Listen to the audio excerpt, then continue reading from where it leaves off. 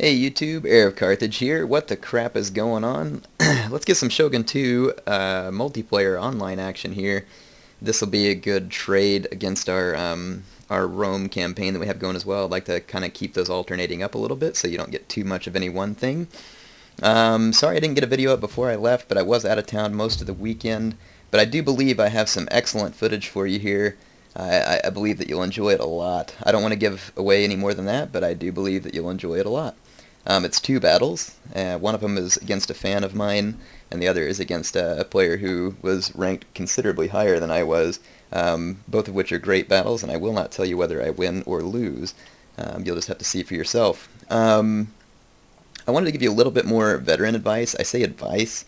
I don't know if this is really helpful to you or not. I did get a few questions from people. They said, hey Air, how come whenever you have a bunch of upgrades left over, you haven't used them, even though you could? So say for instance, let me find someone here. Say for instance, this Nagi Samurai has 2 upgrades that I could use, but I have not. I'll explain why. First of all, I don't really like how I've upgraded this Nagi Samurai. It does have an extra bonus versus Cav. It's probably not very worth it. Cav can't kill these guys very well anyway. But part of the reason I haven't used the upgrades is because I'm looking for troops at a certain price point, and I seem to find that most of these guys with, I believe it's 4 upgrades or 5 upgrades, can be just about as effective as they're going to get. And so I don't like to spend too much more than that. However, if you were to upgrade, say, this unit beyond that, you'd probably want to do armor and melee defense just because it makes them even stronger. But yeah, so it's all about price and what kind of return and kills you think you're going to get. So whenever you're upgrading your unit, kind of consider that each upgrade increases their price, and you need to consider whether or not that upgrade is going to give you a good return, because of course the more expensive a unit is, the fewer of them you can bring to a battle. So if a unit costs, twice as much as the other player's unit, you better hope that it can kill twice as many as the other player's unit. So it's something that you need to consider. So that's why I upgrade them the way I do. Swords, for instance, I usually focus on charge and attack. Not a whole lot else. I don't know if that's the best way. I haven't done any experimenting in a long time, but you can see, like right here, I've focused on charge and attack, just because that's what I want them to be good at. My Nodachi Samurai are going to be all charge and attack as well. Whereas, my monks and Naginata units are going to be more defensive, multi-purpose units, and I'm going to upgrade them accordingly. Of course, with bows, it's best just to focus on reload, accuracy, and ammunition. Other stuff is pretty mediocre as far as the effects, like bow damage and whatnot. I mean, I have it, but I'm not sure that it really does a whole lot of difference. Anyway, and say, like, for instance, Yari Cav is pretty much good on the charge, so that's what I upgrade mostly, is the charge and the melee attack, so that hopefully they're a little bit better. Hopefully that gives you a little bit of an idea what's going on. Monk Cav, you can kind of make them an all-around good unit. They're kind of like almost a Yari Cav, almost a Katana Cav kind of feel to them. The War Cry and the Hold Firm would be the most advantageous thing for the Monk Cav, just in case you're interested in that. And that's about all I want to talk about for now. I don't want to get too in-depth on this. I just wanted to give you all a couple more tips for upgrading your units, because those questions were asked of me, Air, why don't you spend all your upgrade points? Sometimes I do, sometimes I don't. Again, be careful whether or not the money that you have to spend each time to bring that unit to battle is worth it. So that's the big thing you need to balance that against. Alright, here's the first battle. This is on Kurobe Gorge, and it's against NitroPack 98. He told me that he was actually watching one of my videos right before we started playing this. So, NitroPack, thanks for the game. I'm glad you enjoy the videos. A lot of you are extremely kind to me online, and you get all excited whenever you play me. You're like, oh my gosh, it's Air, and you get excited, and it's flattering, but I'm just a regular old player, honestly, guys. I'm not anything out of the ordinary. I don't win all my games. You can go on Steam and see my record. Some of you probably think I stink, in fact, which is fine. I'm not trying to pretend to be someone that I'm not. But it's flattering that you all think that. I'm glad that you all treat me so well online. It's very kind of you, but you really don't have to. And so, I appreciate all my fans and viewers. You're all great, and I'll try and do my best to keep bringing you the videos that you like. So let's take a look at NitroPack's army first. He's the guys over here in red. He's got some Nodachi making up his front line. They do have some upgrades. I have nerfed them back, both with World Weary and Fugucook. So his Nodachi Samurai have taken a pretty savage beating here. Their morale is only 9, and their attack is down to 15. Now that is not Nitropak's fault. Again, I'm using retainers that nerf these guys. But you can see their charge is still quite high, higher than my Katana Samurai, so that's going to be an issue. He's got 2 Bow Samurai with minimal upgrades to them so far. Well, actually, neither have upgrades, so he's just using 2 Bow Samurai and a Matchlock Ashigaru for his skirmishing. Here's his general. You can see that he's focused on attack. His general was, I think, a level 6, so he hasn't been upped all the way, but, you know, pretty good still. He's got some Katana Samurai in the back as well, 2 units of them, with similar stats to his Nodachi as far as attack goes. This is all that I could see at the moment, but it appears, though, that my opponent probably has some cavalry hidden in this vicinity. He does have 1 Yari Cav out and about, and right here I've got my Matchlocks monks in a nice position that he really can't move those Cav any further forward without getting shot. So he's going to go ahead and pull back that attack. Over here I've got like an interesting flanking element. I've got this Clippity Cloppity, which is a Katana Cav with pretty good stats, and they're being supported by a Naginata Samurai and a Matchlock Monk, so this is an interesting combination here. This Naginata Samurai makes them pretty good against infantry and Cav assaults. The Matchlock can take shots, the Katana Cav can take down any light units, so that's interesting setup I had there. In the center I've got my main force. I've got 2 Nagi attendants, 2 Katana Samurai, and here's Patchy, and then I've got a sword attendant in the back. And then over here I've got 2 Monk Cav, or no, a Yari Cav and a Monk Cav. So yeah, I've got a Yari Cav and a Monk Cav, both of them pretty well upgraded. So the battle's about to begin. Over here my opponent makes a charge for my Matchlock Monks, hoping they wouldn't get set up in time, but they did. So they pretty much slaughter his Yari Cav. And I'm going to keep moving up on his flank over here. Up the center, my opponent's taking some Matchlock Ashigaru shots at my attendants. His bow fire is focusing, however, on my Katana Samurai, and he has badly damaged this Katana Samurai, so that was very smart on the part of my opponent to start firing at my Katana units. He's beaten this one up very badly, and he's going to make that battle difficult for me. My other unit, though, has not taken any damage, isn't in good shape, but I went ahead and inspired this Katana unit over here to try and keep it in the fight longer. But his Nodachi Samurai are definitely working their magic on this side of the battle. I am moving up on his flank, though, to try and redress that. I used my Nagi attendants to absorb the charge of his Nodachi Samurai, so that my Katana Samurai could get in with fewer casualties, but it's still going to be a little bit ugly. But once that fight gets going, my guys should do pretty well. Over here, his Katana Cav pinned down my Apaches of the Caribbean. I didn't introduce these guys yet because they were hidden. And then he intercepted my Cav with a Yari Cav, which is now surrounded and being killed. But what's happening right now is that my opponent is causing a break right up the center. You can see that my units are routing right here. And this unit over here is doing pretty well, but his general is busting through. Apache's being killed. I have him held up on this flank, and I also have some Katana Cav into his missile units. But you can see from this angle even that my opponent has broken through my main line, and if I don't act quickly, he's going to kill me. So my opponent did a great job breaking through the center, but here comes a massive hammer and anvil strike across multiple units, and this is going to deal a death blow to many of his men. You can see that his Katana Cav starts to waver. My Katana Cav is just absolutely running amok, killing at will. Patchy, I believe, is right here. I don't know if he survives this battle or not, but he's down to 8 men. But you can see it was a close one indeed. A lot of my units were routing, but I've been able to turn the tide with that hammer and anvil strike, and now most of my opponent's troops are routing.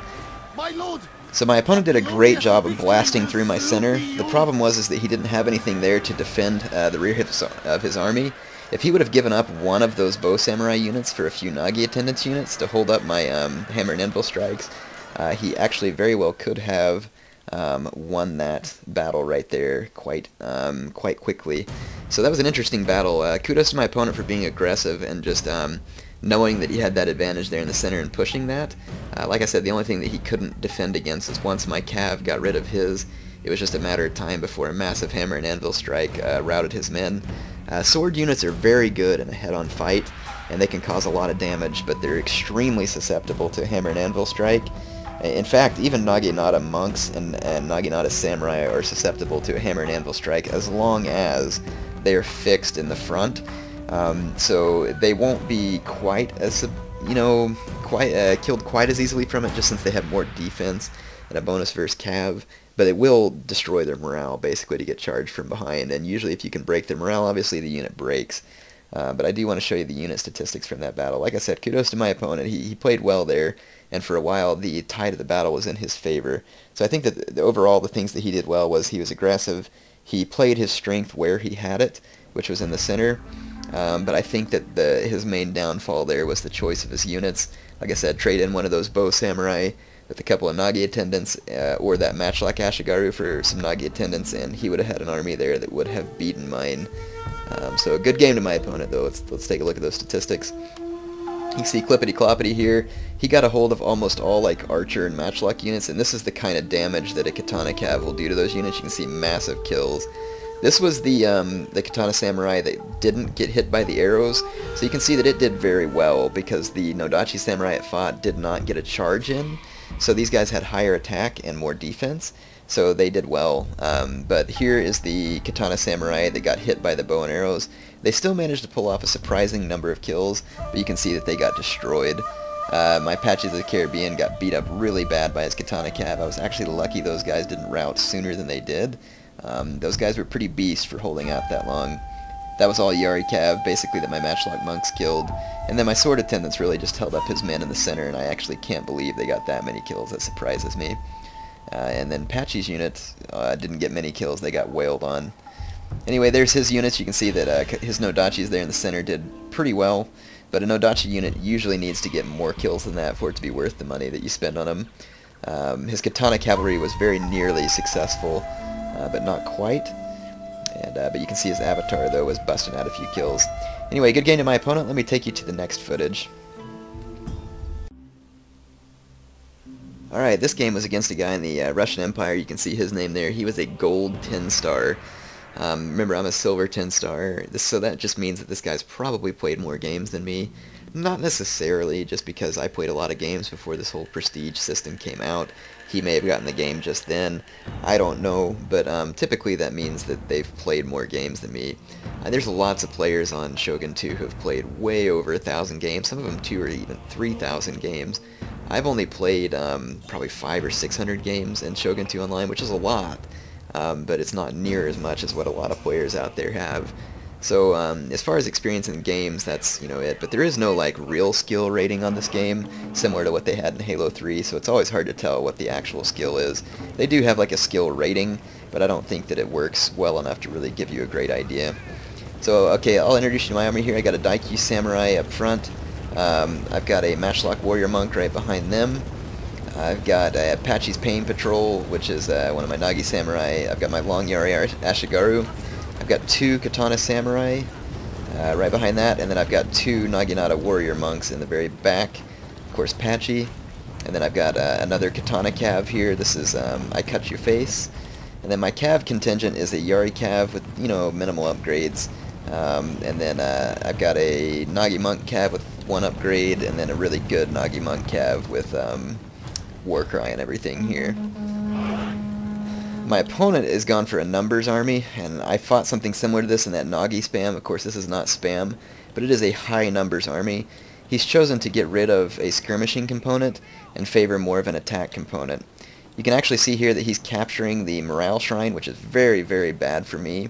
The Morale Shrine is definitely the most powerful building. I've got a Nagi attendant, but the fact that I can't see anything here means one of 2 things. It's either a Kisho Ninja or a Wako Raider. Most likely a Wako Raider, which would absolutely destroy my Nagi attendant, so I hide my Nagi attendants hoping that he didn't see me approaching, but I am not so hopeful there.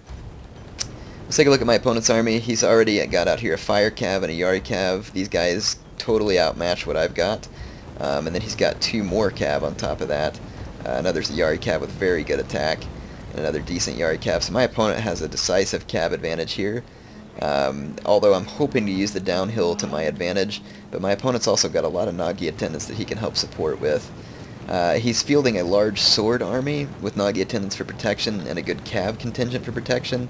This is indeed a pretty tough strategy if you allow it to be used against you the wrong way.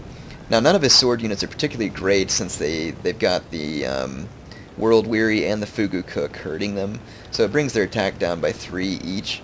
So he's got a mix of Nodachi and Katana Samurai. And I believe, let's see, there's 3, 4, 5, 6, 7 sword units. That's a lot.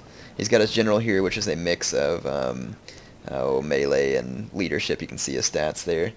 And then it looks like 3 Nagi attendants, no, 4 Nagi attendants up front. So actually 8 sword units because he's got his Walker Raider. That is a lot of sword units. Typically I bring 6 infantry units per army, and not all of those are swords, so that gives you a little bit of an idea of, you know, the attack power that his army has.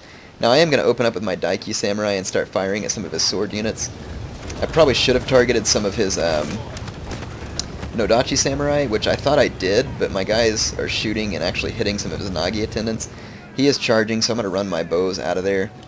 Over here, I'm running my Nagi attendants away from his Walker Raider, indeed it was, and I'm going to try and pull these guys away from the battle. My opponent's already got that shrine, I'm not going to be able to take it back, so the best thing I can do is keep these guys from rejoining the battle, because they are way far away. Over here, I engage his cav, and this ends up being a massive mistake, so even though I get a huge downhill advantage, just the sheer numbers of his cav just completely overwhelm my guys, and they don't get many kills. My matchlock monks get a few shots, and then I've got to pull them off to the flank.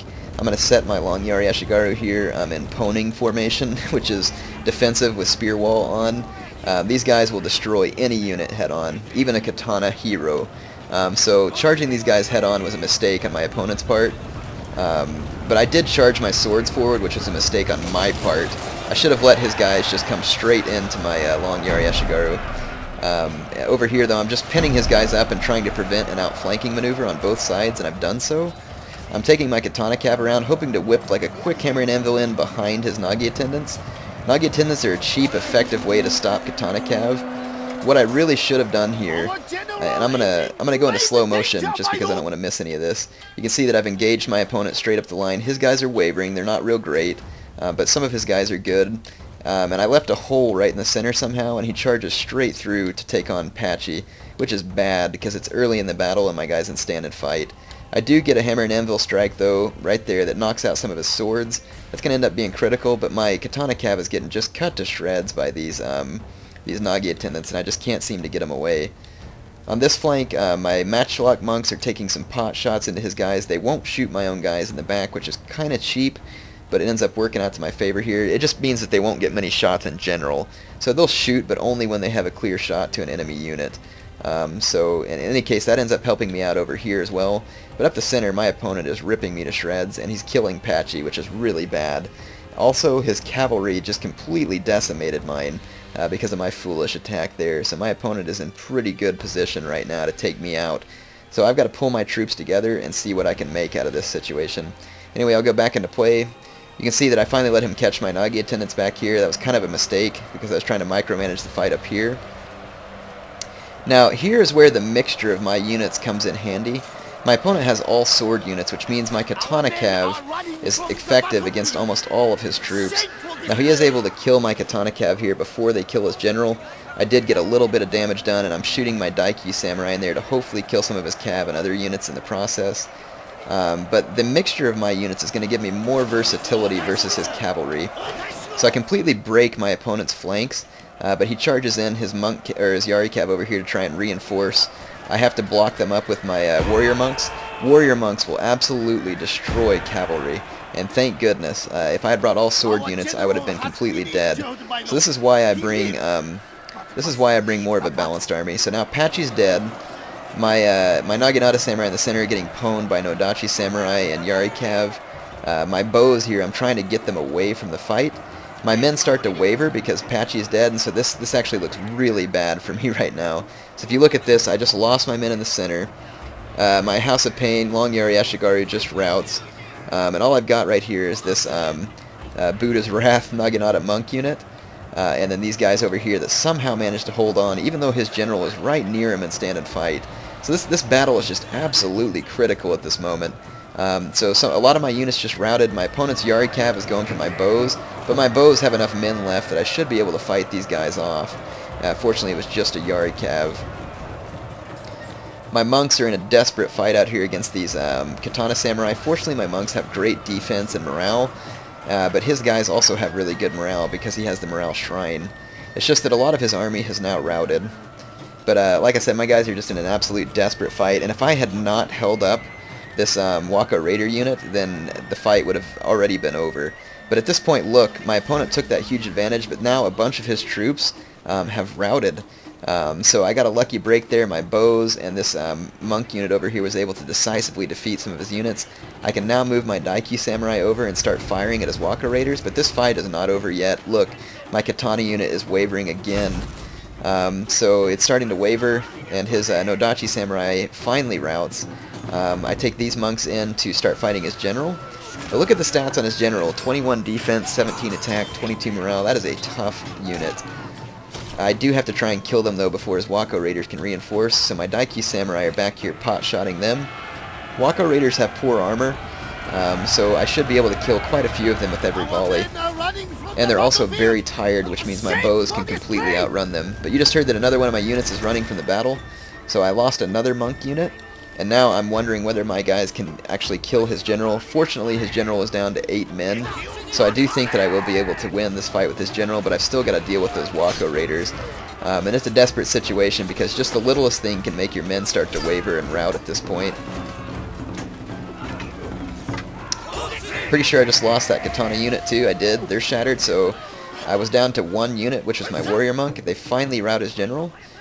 So now I should be able to win this fight, theoretically. So their general just dies, but still I'm going to have to run away a little bit and just take as many shots as I can with these Daiki Samurai. Because what I'm worried about is that if he kills my Daiki Samurai, it's going to cause a rout amongst my monks just due to the huge morale loss of my men. You can see his guys have 16 morale. My monks only have 13 morale. So that morale shrine was a huge boost to him. Now he starts chasing my monks, which means I can shoot him with my bows. If he chases my bows, then I'll just run away. So I know that some of you may not think that's real honorable, but at this point it's a matter of winning the fight. So there's my Daiki Samurai mowing down his Waka Raiders. These guys could have killed my men in a fight, but I'm not going to allow them to. I'm running my monks to the high ground. My monks are tired, but so are his Waka Raiders. They're very tired. But my Daiki Samurai are fresh, so they can easily outrun his Waka Raiders. My monks are now on the high ground. This is going to give me a bit of a bonus, and it's going to allow me to continue to shoot his Waka Raiders while threatening his flank. So my opponent decides to turn and charge my monks.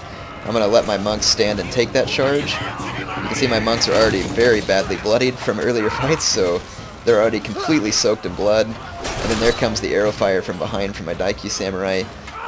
So this battle became like an absolute bloodbath, fought down to almost the last man on both sides. Excellent game to my opponent. That was probably one of the most epic matches I've had in a long time. So I think that if you want my analysis from that match, and you know I may be off in some places, but what I would say happened there was that the things that I did well, I brought a well-diversified army that had a little bit of everything. And also one of the things that I did well was I helped draw away his Waka Raider from the fight. My opponent should have, well, I mean, he was in a predicament. If his Waka Raider did not chase my Nagi attendant and ran towards the battle, he was going to lose the morale shrine, which might lose him the battle. So he was kind of in a predicament there, but being able to distract a Waka Raider with a Naginata attendant is definitely on my side when it comes to Koku. So why did my men do well on the flanks? Well, my men did well on the flanks just because the long Yari Ashigaru cut up some of those units real bad, and his men just weren't within the support radius of his general. In the center, I left that hole, and that's why his men did well there. Also, I got the quick hammer and anvil with my katana cav, so me having wrapped up his flank early on was really one of the things that saved my life. So sometimes just even a quick hammer and anvil strike on a sword unit will cause a pretty quick rout, and the longer those sword units are in combat, the more your men they're going to kill. So keep that in mind. So what did I do? Well, let's talk about what my opponent did well at this point. So my opponent didn't have any skirmish troops, and what he did well was quickly get his men into battle rather than sitting around and getting shot. He captured the morale shrine, he took the initiative, and he basically forced me to take the high ground in a defensive position because his guys had so much more offensive power. He went after my general and killed my general early. That was an excellent move. He kept his general safe for quite a long time. Also a good move. He was more patient with the engagement of his cavalry, and he easily won the cav fight. I think that what was questionable was his use of the cav after he won the cav fight. If he would have just done a little bit of maneuvering to try and get a hold of my sword units, rather than running that cav into my Naginata monk unit, he might have gotten another decisive blow with that cavalry.